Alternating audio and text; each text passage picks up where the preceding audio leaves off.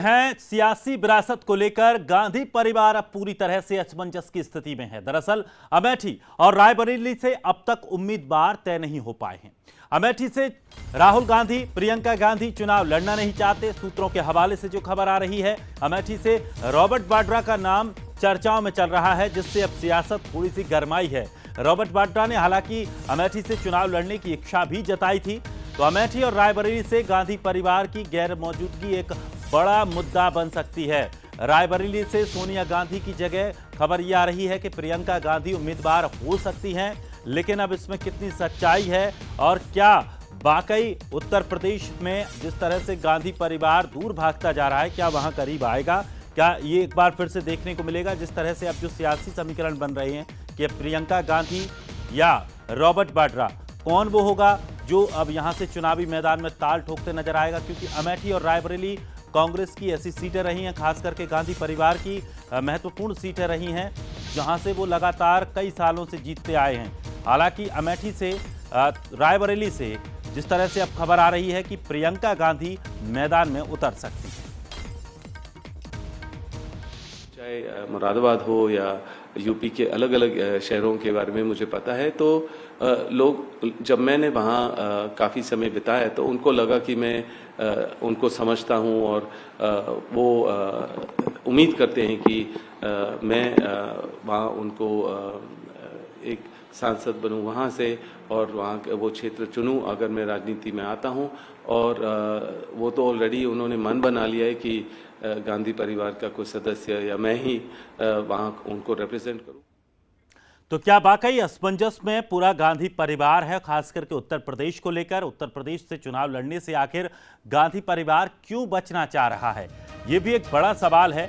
बता दें कि 2019 में अमेठी से राहुल गांधी चुनाव हार गए थे और उनके सामने थी केंद्रीय मंत्री स्मृति ईरानी, और एक बार फिर से स्मृति ईरानी अमेठी से ताल ठोक रही हैं। लेकिन राहुल गांधी ने अब वायनाड का रुख कर लिया है। रायबरेली से सोनिया गांधी भी इस बार चुनाव नहीं लड़ेंगी, उन्होंने ये भी साफ तौर पर कहा है।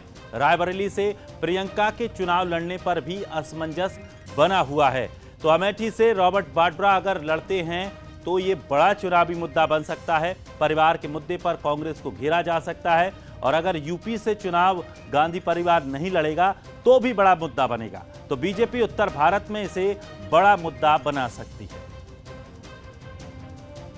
और चलिए, अधिक जानकारी के लिए हमारे साथ न्यूज हेड शरद द्विवेदी हमारे साथ जुड़ गए हैं। शरद जी, किस तरह से देखा जाए उत्तर प्रदेश की दो सीटें अमेठी रायबरेली, खास करके गांधी परिवार को लेकर अगर बात करें तो उनकी महत्वपूर्ण सीटें रही हैं, लेकिन इस बार कोई भी वहां से चुनाव लड़ने को तैयार नहीं है। अगर गांधी परिवार का कोई सदस्य इन दोनों सीटों में से चुनाव नहीं लड़ता है, कितना बड़ा यह मुद्दा हो सकता है?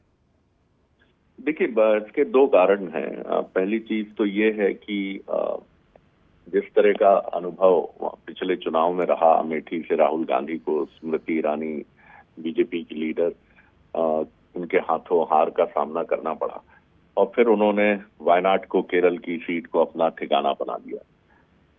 1977 से जो है इस सीट से एक रिश्ता नेहरू गांधी परिवार का बना अमेठी से, और रायबरेली से करीब करीब 4 पीढ़ियों से नेहरू गांधी परिवार के सदस्य, चाहे हम बात करें फिरोज गांधी की या उसके बाद इंदिरा गांधी की, और फिर बाद में वहां से सोनिया गांधी चुनाव लड़ती रही। ये दबाव दरअसल कांग्रेस कार्यकर्ताओं की तरफ से है उत्तर प्रदेश के, कि ये एक भावनात्मक विषय है रायबरेली और अमेठी, और बीजेपी के लिए ये एक मुद्दा है कि आप आइए और हम आपको फिर हराने के लिए पूरी जोर लगाएंगे, हमको मौका मिलेगा, क्योंकि प्रधानमंत्री नरेंद्र मोदी जी खुद वाराणसी सीट से चुनाव लड़ते हैं। और हम, क्योंकि ये दोनों चीजों की वजह से, और कांग्रेस ये जानती है कि अगर अमेठी से या रायबरेली से नेहरू गांधी परिवार का कोई भी प्रतिनिधि मैदान में उतरता है तो बीजेपी उसे हराने की एड़ी चोटी का जोर लगाएगी। और इस दबाव को देखते हुए जो भी चुनाव लड़ेगा नेहरू गांधी परिवार का प्रतिनिधि, वो चाहे प्रियंका हो, राहुल हो, रॉबर्ट वाड्रा हो, वो वहीं घिर कर रह जाएंगे, और चुनाव के नतीजे अगर अनुकूल नहीं हुए तो ये फिर एक बार बड़ा मुद्दा बनेगा। तो ये उलझन गहरी है।